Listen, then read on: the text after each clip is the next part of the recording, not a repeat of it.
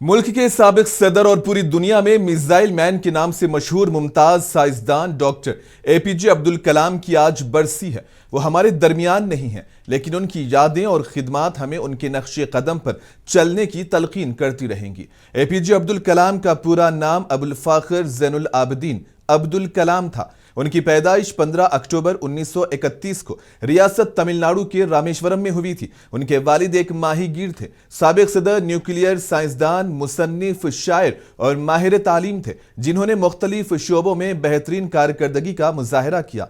कलाम साहब को जौहरी साइंस में उनकी शराकत के लिए भारत रत्न से नवाजा गया। डॉक्टर अब्दुल कलाम ने सन 1974 में भारत का पहला एटम बम तजुर्बा किया था, जिसके बाइस उन्हें मिसाइल मैन के नाम से पूरी दुनिया में शोहरत मिली। अब्दुल कलाम भारत के एक ऐसे साइंसदान थे जिन्हें 30 यूनिवर्सिटीज और इदारों से डॉक्टरेट की एजाजी डिग्रियां मिली। सन 1992 से 1999 तक अब्दुल कलाम वजारत दिफा के दिफाई सलाहकार के तौर पर काम करते रहे। इसी दौरान अटल बिहारी वाजपेयी की हुकूमत में पोखरन में न्यूक्लियाई तजुर्बे किए और भारत न्यूक्लियाई असलहा बनाने वाले मुल्क में शामिल हो गया। अब्दुल कलाम IMM शिलांग में खिताब कर रहे थे कि उन्हें दिल का शदीद दौरा पड़ा और आनन फानन उन्हें अस्पताल में दाखिल कराया गया, लेकिन वो जान बर ना हो सके और जिंदगी की 83 बहारें देखकर इस दुनिया से रुखसत हो गए। कलाम एक ऐसी तलवार थी जिसने अपने दिल से उस अफसाने को काट दिया था कि मुसलमान पढ़ लिख कर साइंसदान नहीं बन पाते।